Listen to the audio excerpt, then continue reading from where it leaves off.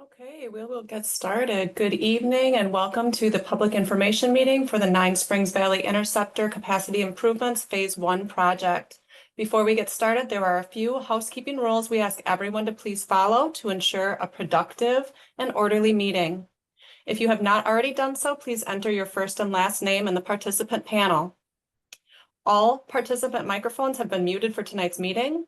During the Q&A portion of this meeting, you will be able to unmute your mics and ask questions. Please raise your hand and you'll be called upon to speak.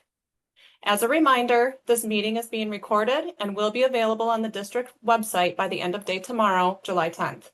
With that, let's have a great meeting and thank you for attending tonight's meeting. Take it over, Rachel. Thanks, Amy. Good evening. My name is Rachel File, project engineer with the Madison Metropolitan Sewage District. I am here today to share information about the upcoming Nine Springs Valley Interceptor Capacity Improvements Project. With me as well is Tom Stetzer from Strand Associates, our design consultant.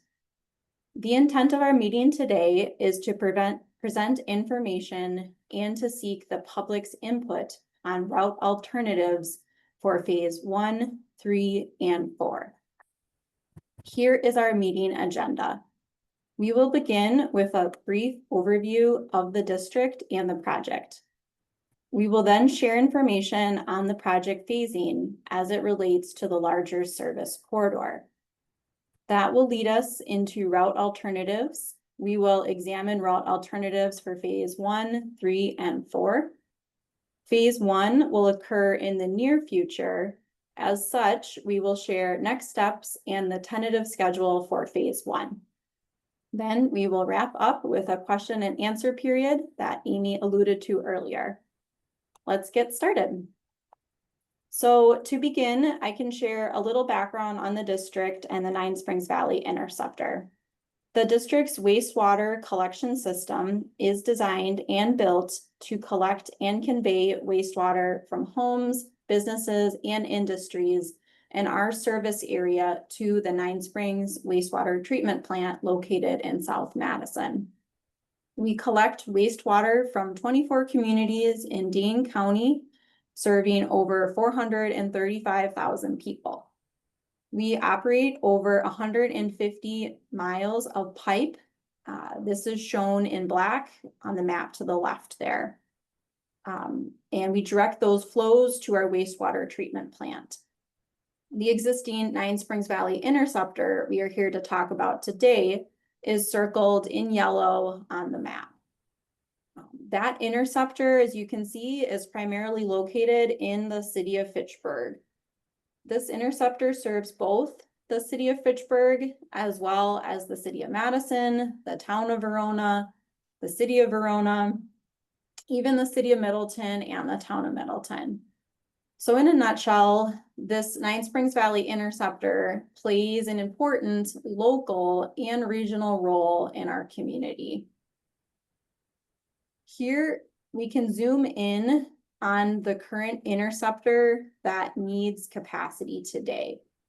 The portion of the Nine Springs Valley Interceptor that needs capacity is located south of the Beltline and north of McKee Road. The sanitary sewage generally moves from west to east, and on the east end, pumping station 11, there in green, pumps that flow to the wastewater treatment plant. When this interceptor was installed in the 1960s, approximately 65 years ago, the landscape and capacity needs were different. Today, this interceptor needs additional capacity. There were two overflows along this stretch in 2018. Additionally, growth is projected to continue adding to the capacity needs. It is important to our community that we provide this capacity for a number of reasons: to protect against sanitary sewer overflows, basement backups, to protect the environment, and to respond to the community needs. As you can see from this map, this is a long stretch of sewer that we're talking about here today. Hence, we are planning to tackle this in phases over approximately the next 15 years. So taking a look here now at the phasing for this project. So the phases on this slide are the existing sewers needing capacity. So phase 1 in yellow there, that is the most pressing need. This phase 1 has been programmed into our budget and capital improvements plan. The construction is tentatively planned to occur in late 26 and 27. Hence, we'll be spending the most time today talking about phase 1. Phase 2 is located further west. This phase also needs capacity, and additionally, the condition of the pipe warrants replacement soon. So this phase 2 in orange, this is a separate project. And if you're curious about that, there will be an upcoming public information meeting on July 23rd. You can see our website for more details. But I do want to stress that it's a separate project that we'll be talking about in a different public information meeting. Jumping back to the overall longer stretch, this pipe in red here, our best guess is that we would need capacity approximately 2035. And the goal today, as we think about this, is to complete the high-level planning. So the intent is to plan where we might want to be now as best we can to minimize disturbance and coordinate with others for this work. So things may change as we get closer, but that's the intent there. And similar in purple, that's phase 4. That's the furthest out, approximately 2040. Again, just looking to do the high level planning to identify where we might be so we can start to coordinate and minimize disturbance as we approach that time frame. So in summary, these phases give you an idea when the existing sewer in each area is approaching capacity and when a new pipe would need to be installed. You may be wondering, what does adding capacity look like in terms of construction? So here's a slide that gives you a general idea. Generally, when we are adding capacity, we are installing a bigger pipe in the ground via open cut. That typically involves a work zone to allow excavation for the pipe to be installed. Excavation depths and the width may vary. Every attempt is made in construction to continue access for the public. The surface is generally restored to existing like-kind conditions where possible. Soon after this pipe is installed, it does start to convey flows to the wastewater treatment plant.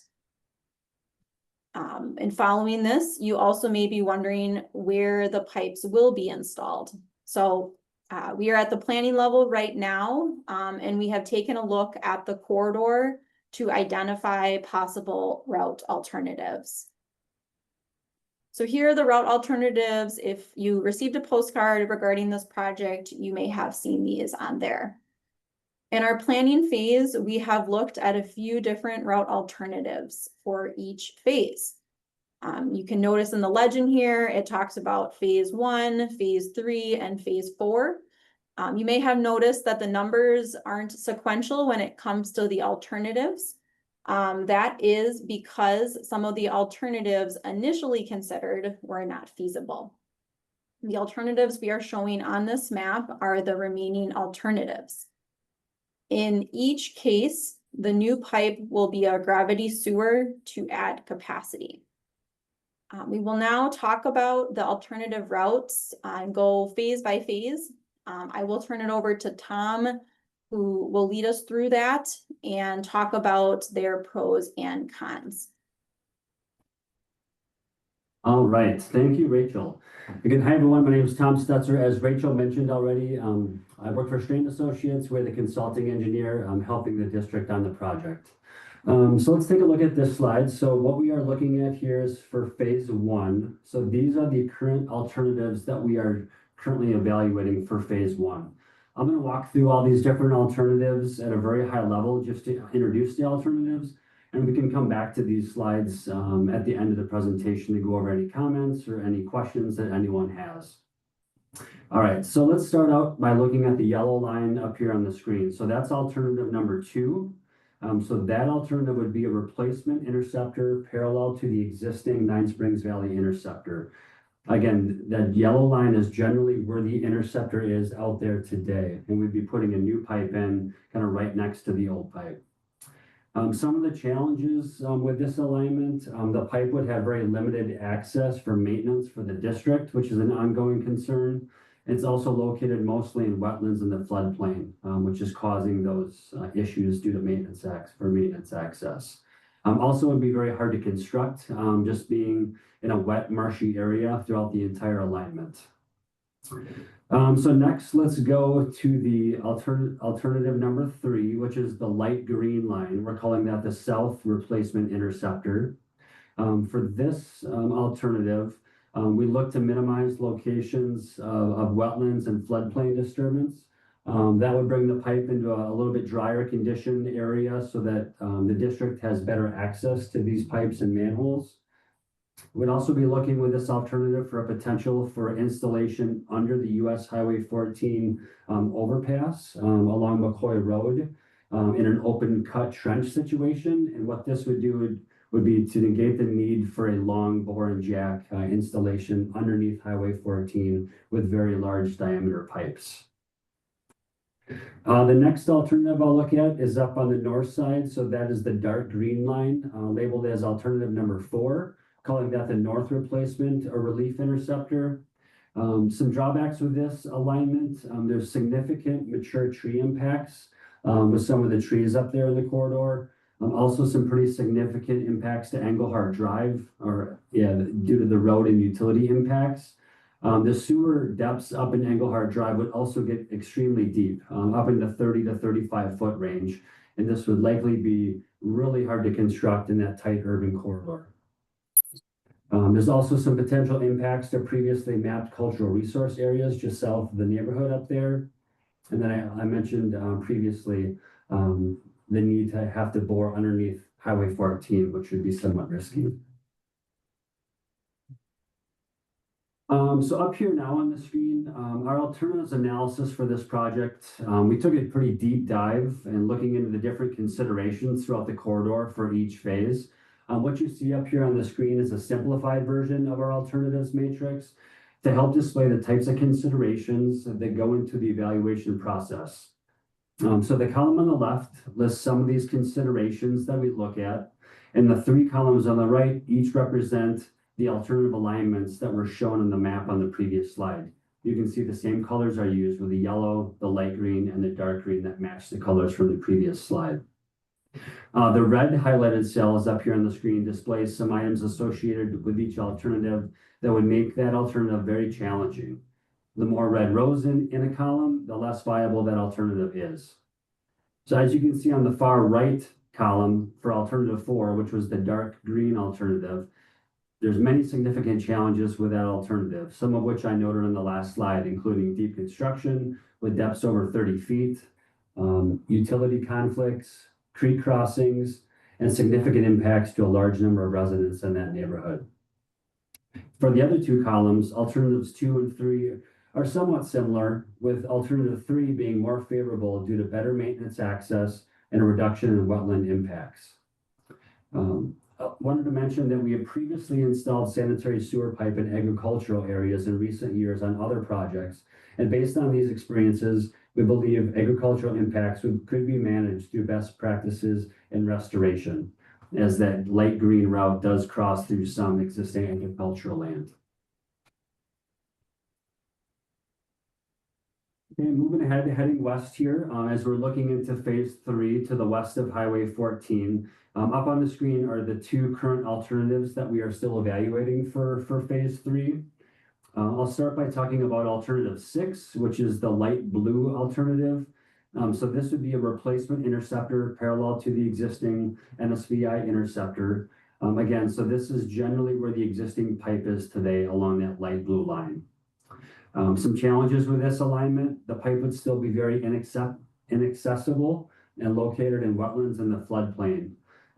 This section of the Nine Springs Valley Interceptor has been an ongoing maintenance headache for the district for many, many years. This would also be extremely hard to construct out in the marshlands through there, would be another drawback for this alternative. Alternative 7 is the dark blue alternative, which we're calling the South Replacement Interceptor. The goal of this alignment was to keep the pipe partially out of the wetland and to be more accessible for at least the eastern half of the project. That puts the alignment closer to McCoy Road and along the Capital City Trail. The exact location of this alignment is still to be determined. It will be determined in the future as we get further into the design for phase 3. It could have some potential impacts to the Capital City Trail or trees along that stretch. We would hope to mitigate those as much as possible. Similar to the matrix that we showed up here for phase 1, here's a simplified alternatives matrix for phase 3.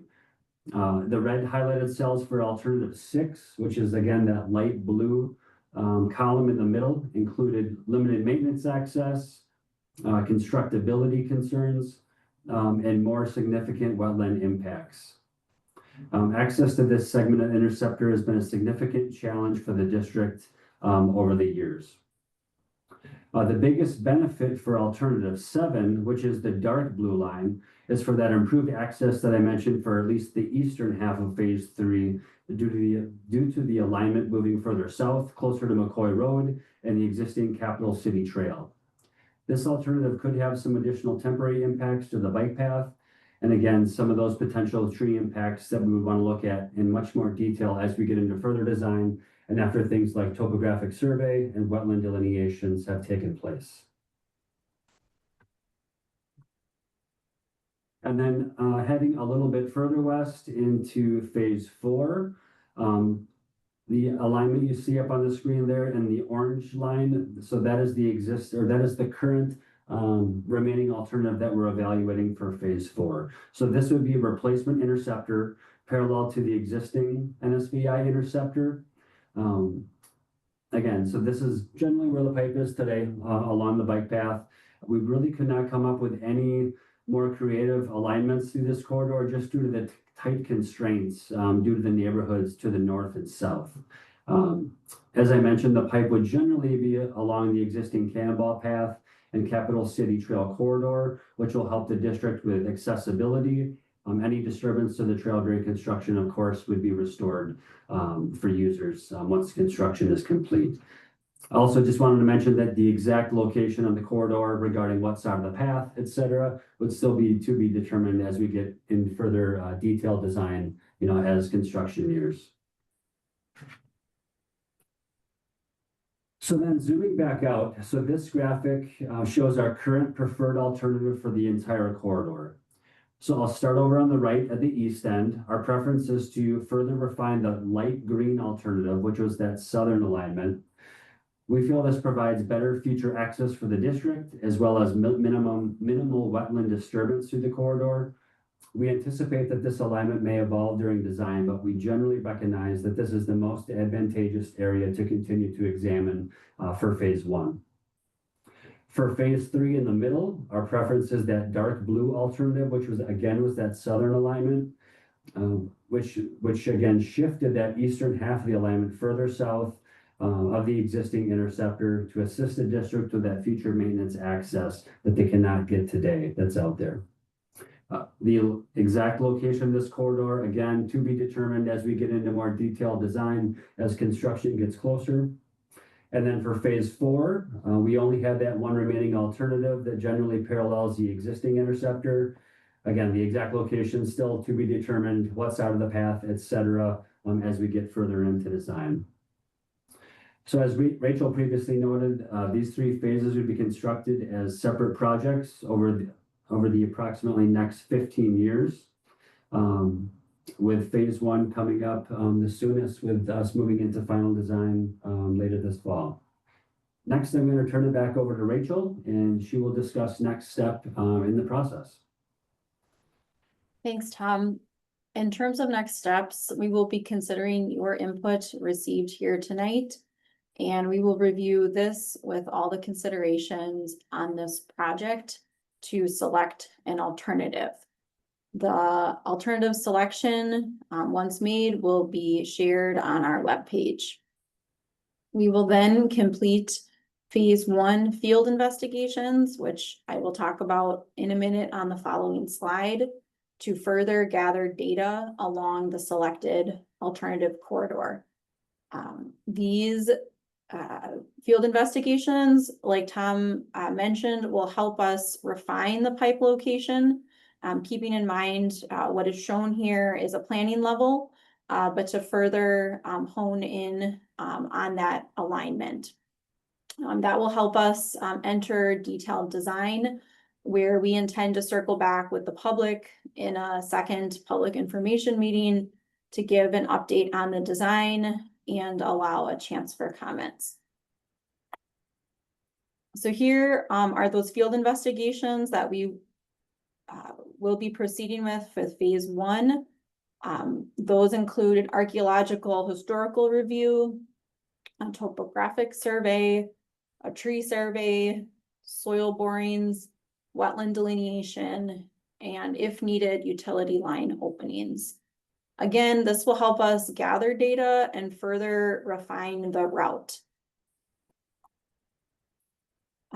So here is our estimated schedule for phase 1. At this point in time, we are currently at the first green star here. So throughout the process, our intent is to coordinate with public entities, landowners, etc., as we move through this process. Following selection of an alternative, we will move into the design. During the design phase, we will be working on refining the alignment and circling back with a second public information meeting shown in that second green star. We will work on obtaining easements and permits before bidding the project in late approximately 2026, next fall, and hosting a third public information meeting prior to construction. This phase 1 project, again, is anticipated to start late 26, concluding in 27. As this is a long process with many steps, you can stay up to date on our schedule by following our project webpage. So here's a screenshot of our project webpage with the site address listed on the top of the slide. I will update this on a regular basis. On this page, you can find information about the project and my contact info. And on the bottom right there is a box shown with that red arrow. You can sign up for project email updates. So every time this page is updated, you'll get an email to keep you posted. On this page, like I said, we'll be sharing updates such as the selective alternative and future public information meetings like this one. And this is where the video from today's presentation will be found as well. So want to wrap up here. Thanking you for your time today. Looking forward to hearing your feedback and comments and helping us plan for this project. So just want to ask, what questions and comments do you have for us? So Rachel, we did have a question in the chat. It was, what does it mean for these sections to be at capacity? So referring to the size of the interceptor at each phase. Yes, so we are approaching capacity currently. Capacity means that in the future, if there's high flows, the pipe will not be sufficient, the pipe size will not be sufficient enough to contain the flows. So those flows, as I mentioned earlier, would essentially look to go elsewhere. So we need to provide, in essence, a bigger pipe to handle the flows, so we can avoid basement backups, sanitary sewer overflows, protecting the environment, etc. Great. Steve Arnold? Thank you. I have quite a few questions. So the first one, you talked about replacement of these. Do you mean that the old pipes will be decommissioned, or will this be additional capacity? The old ones will remain? And that question for all phase 1, 3, and 4. Sure, let me jump back to the map here, Steve, to answer your question. So these alternatives are for replacement. We did in the process look at relief in some cases, meaning a smaller pipe and keeping the current one active. But what we've found through our analysis is generally when you're installing another pipe, you're going through the whole process of permitting, excavation, etc. So, and in this case, there's not a lot of benefits to having two pipes in the same corridor, especially where the current pipe is very challenging for us to access. So we have gone through the process looking at, is it in addition to, or is it a replacement? And we have settled on the replacement alternative as being the one that makes the most sense. And then to answer your question regarding the existing pipe, what will happen to it? We will be taking a look at that during design, and with this project include the necessary provisions to decommission it. Thank you. I will let somebody else take a turn and raise my hand again. Thank you, Steve. Dan Murray? Hi. With the plan as is, where will construction teams be located and where will they park? I'm talking about for phase 1. Sure. So we are in the planning stage right now. We will have a better idea for you at our next public information meeting. And at the final public information meeting, we're still figuring out, what does the construction work zone look like and all of that. So we'll have more information. Please stay tuned as we go. We certainly hope to provide you with that as we get closer to construction, but we're just very early on in the process right now. Don't have that information to share quite yet. Okay, Julia Koza?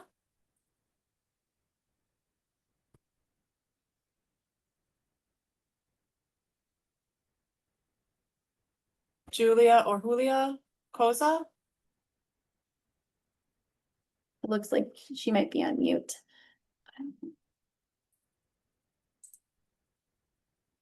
Okay, here we go. Thank you. Can you hear me now? Yes. Okay, it's like a seance. Can you hear me?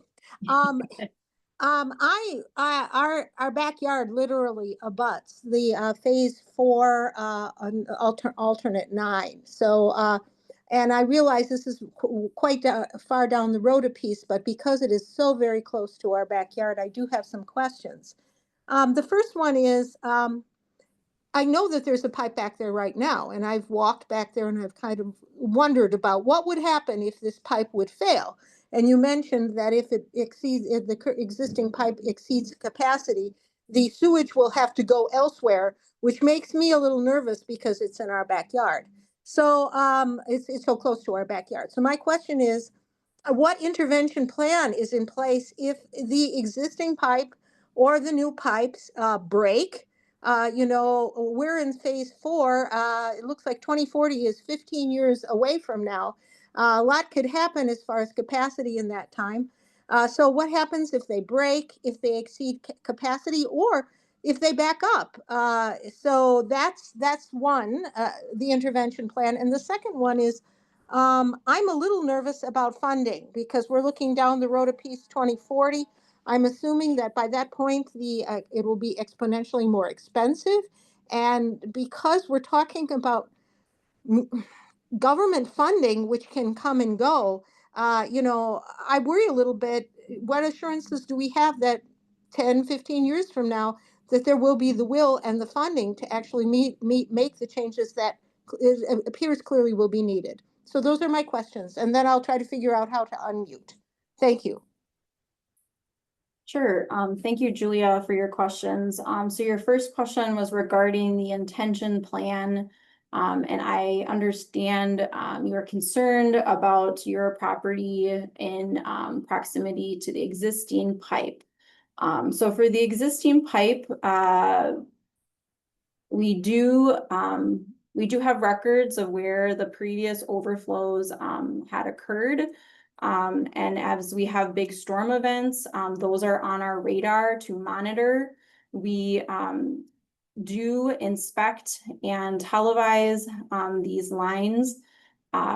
We do have a way to reach us on our website, which I'd be happy to share with you following the meeting. If there's anything that you suspect is off, to contact us. But we do monitor as well. We monitor the flows. So at our pump stations, we have data, so we can see, we can tell what's going on, and assemble folks to address those concerns in a timely manner. So I do want to assure you that we are watching the system for things like that. And you may remember a few years ago, just a little further west of where you are, there was a project there to, closer to the bike roundabout to address capacity there. So this is something that's on our radar. And then in terms of funding, in terms of concern, most of our funding comes from your service charges. So when you get your water and sewer bill, that is essentially what funds our project, along with a few other sources. And I am on the engineering side, so I will say the funding part is not my area of expertise, but we do expect these funds to be available, certainly, and take out loans accordingly to perform them. So I can take that one, Rach. I'm Lisa thank you. Coleman. Hello, everybody. I'm the Director of Engineering at the district. So as far as our rate structure, or our funding structure, most of our projects are funded by our rates. So we're a little different than local governments that are tax funded, whatever. So we can structure our CAP with our user charges, basically. So our services are funded by basically user charges to and we charge our customers are our customer communities. So we bill them. You don't get a bill directly from us. Then we bill our customer communities, and then they in turn, bill people that are connected to their local sewers. So we're a little, obviously we're always careful with our funding. We're responsible with our finances, all that, but we're not like taxpayer financed. We're rate financed. Thank you, Lisa. Appreciate the clarification. Okay, Steve Arnold. Thank you. I'll add to what Lisa said, is that the Public Service Commission oversees public utilities like Madison Sewer District, and is the residents and property owners representative to approve rate increases and things like that. So they are the watchdogs over the utilities. Next question for me. Do you, with these preferred routes, expect to have to tear up and then later restore substantial portions of the trail like you did around the Velo Underground a few years ago when it was closed for, I guess, about a year? So it's, Steve, your question is, do we anticipate trail impacts with these projects? So I'm just going to flip back to the overall slide here. So it's a little too soon to tell. Like, this is a planning meeting. In phase one, maybe I'll flip back to that. With advancing a variation of the light green line. Just where it is right now, you know, with the creek on the north side and the road, the county MM there. You know, the bike trail is all, the Capital City Trail is to the south. So at this point, you know, would anticipate at least a crossing of it. I know there's the Baxter Spur Trail here by the pump station. So to be determined exactly, but we will have to look at that closer. Again, we're looking to stay north of the trail. So hoping that can be minimized to the extent possible. And as Tom said, for phase 3, I mean, again, this is one that we're not going to advance here today, but in the future, depend, you know, the next 10 years, how things shake out, we'll have a better idea of that. I obviously knowing that the Cap City Trail is there. And you may know, Steve, a little bit of history about the Cap City Trail. The district did partner in the installation of it.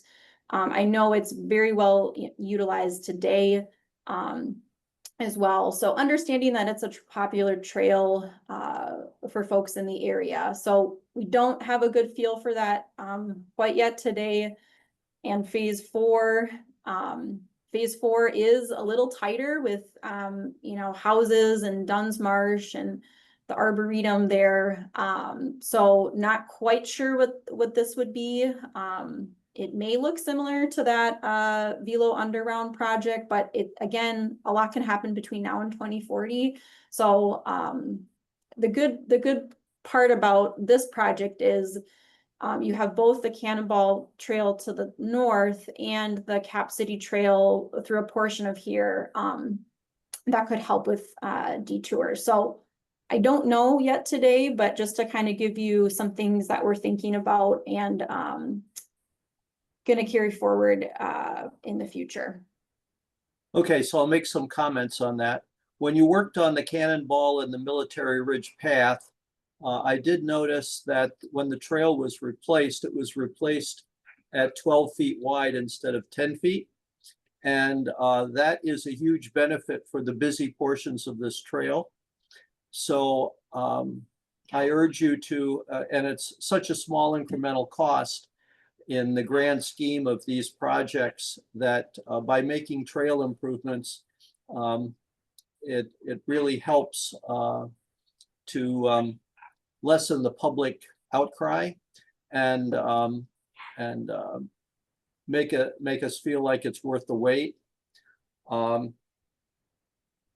Second thing, between what we call the Cap City Cannonball Connector, which is right below the words, no word, yes, there.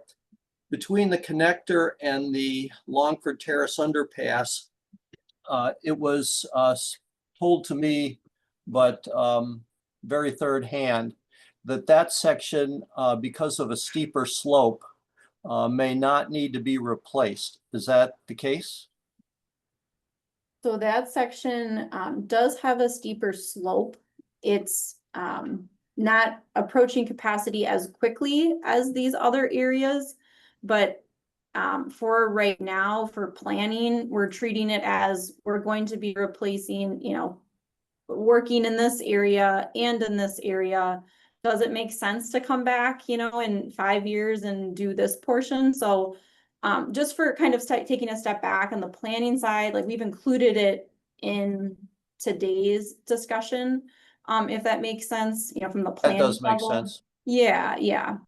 And then when you go into going back to phase 1, when you're working in the Nine Springs, would you be removing the old pipe if you decommission it? Or would you leave it in place and let it fill up with silt and such? So we would take a look at that. It's a little too early to say. Typically for utilities, they are abandoned in place. We will take a look at it as we proceed. Okay. The reason I ask is that historically, Nine Springs Creek was a meandering, typical wetland stream, and it was straightened for agriculture many years ago. And if Madison Sewer goes in there, it would be an amazing environmental benefit if some of that damage could be undone by re-meandering, simply damming the creek and letting it flow where it would.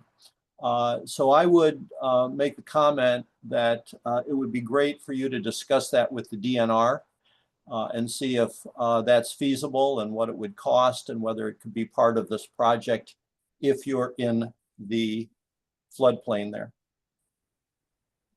Thanks, Steve. That's all I have. Okay, Dan Murray, please. Hi, so we're wondering what the timeline would look like. You said late 2026, but we're curious what months that means that you'd be working in. Yeah, so it's a little too early to say. Things can change being over a year out. So kind of hesitant, but the idea is to get in there before winter, you know, have the contractor set up and get set up before kind of the winter weather hits. With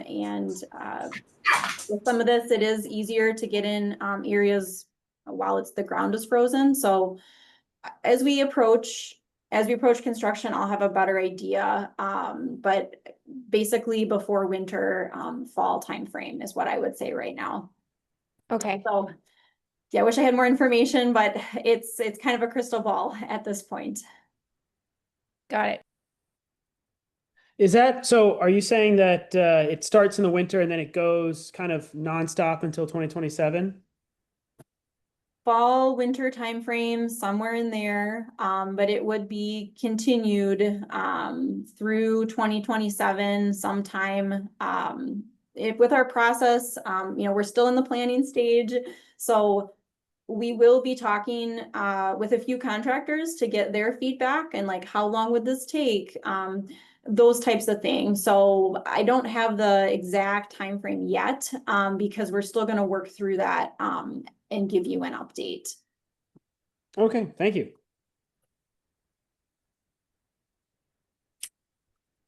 Lon Hoosman.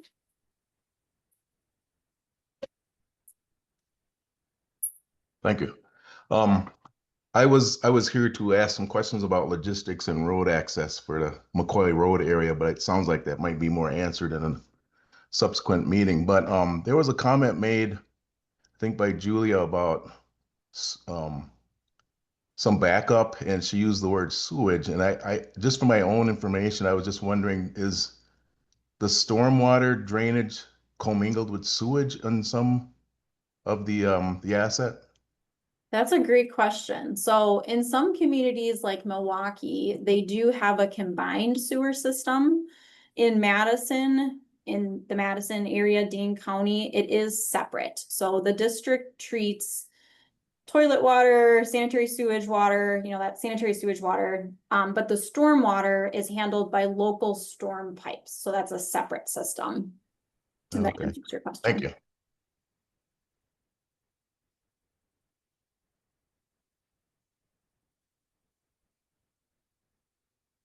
I would just add for some of the pipe capacity that Rachel was talking about earlier, there is a phenomena called inflow and infiltration that happens when there are cracks in the pipe or some condition issues. And so that would be something that would increase the flow within the pipes during a stormwater event.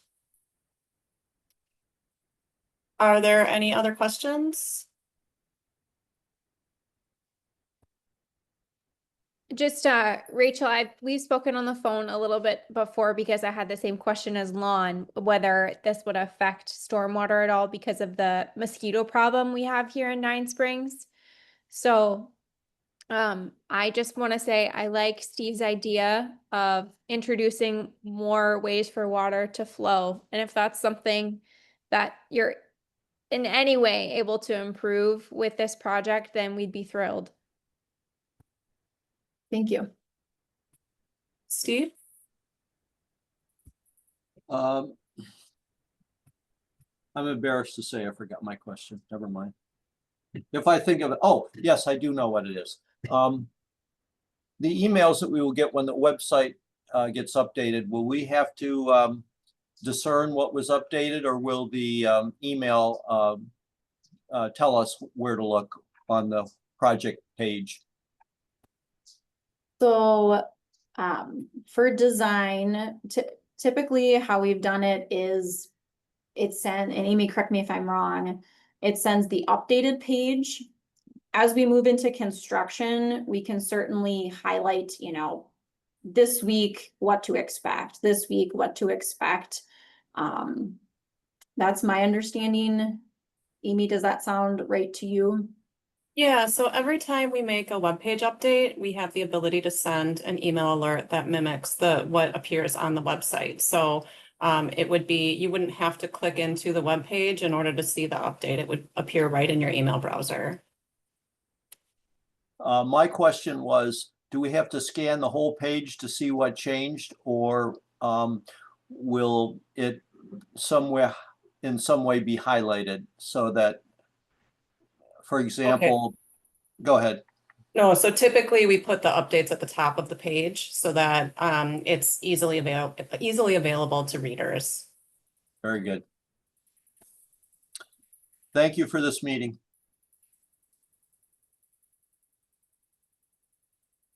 Okay, does anybody else have any questions?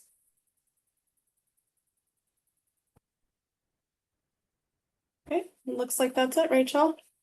Okay, thanks, everyone. I appreciate your time. Looking forward to getting you some more information in the next public information meeting. And please remember to subscribe to the project updates to follow us as we go. So thank you. Have a good night. Thank you. Thank you.